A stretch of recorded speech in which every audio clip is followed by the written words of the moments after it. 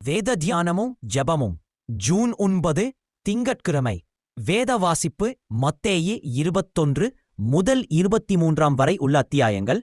இன்றைய தின வேத தியானத்திற்கு ஒப்பான 2ஆம் கற்பனை மத்தேயு 22 அத்தியாயம் 39 வசனம். உன்னிடத்தில் நீ அன்பு கூறுவது போல பிறனிடத்திலும் அன்பு கூறுவாயாக. நான் யாருக்கும் கணக்கு கொடுக்க வேண்டிய அவசியமில்லை, ஆண்டவருக்கு கொடுத்தால் போதும். எனக்கு அடுத்தவனைப் பற்றிய கவலை இல்லை, ஆண்டவருக்கு முன் சரியாய் நடந்தால் போதும்.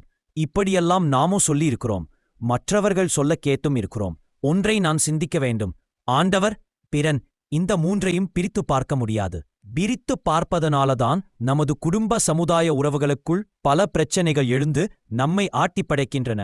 ஆகவே நமக்கிருக்கும் பலவித சங்கடமான நிலைமைகளை இந்த கண்ணோட்டத்தில் வைத்து சிந்தித்து பார்ப்போமாக. தேவனிடத்தில் அன்பு கூர்ந்து அவருக்கு காணிக்கை செலுத்தப் போகும்போது நாம் செய்ய வேண்டிய ஒரு காரியத்தை வேதத்தில் காண்கிறோம். உன் சகோதரனுக்கு உன்னில் மனஸ்தாபம் இருப்பதை காணிக்கை செலுத்த வரும்போது, நினைவு கூர்ந்தால் கூட காணிக்கை செலுத்தாம் முதலிலே சகோதரனோடு ஒப்புரவாக வேண்டியது அவசியம் என்று ஆண்டவர் கற்றுத் தந்துள்ளார். அப்படி நாம் ஒப்புரவாகும்போதுதான் தேவனிடத்தில் நாம் வைத்திருக்கும் அன்பு வெளிப்படுகிறது.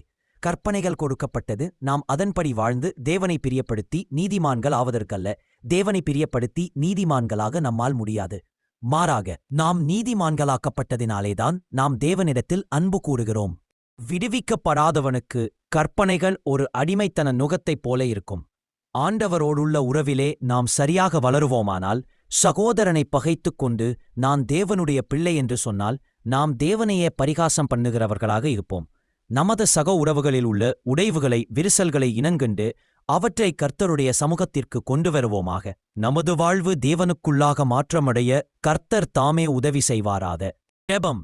தேவனே, உம்மிடத்திலும் பிறனிடத்திலும் அன்பு கூற வேண்டும் என்பதற்காக நீர் தந்த கற்பனைகளின்படி நடக்க உமத்தருள் தாரும். ஆமேன்.